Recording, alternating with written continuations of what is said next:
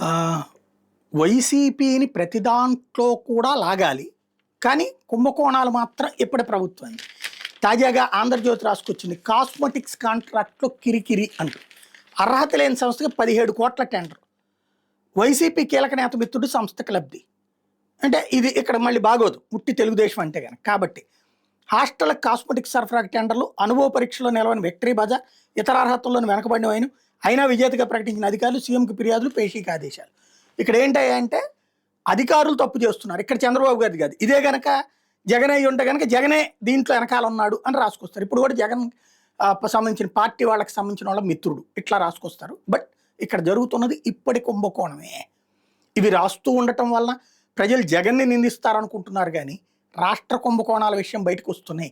తద్వారా నిదానంగా జనంలో ఒక సీన్ క్రియేట్ అవుతుంది అన్న విషయం బాబు గారు గుర్తుపెట్టుకుంటే సరిపోతుంది.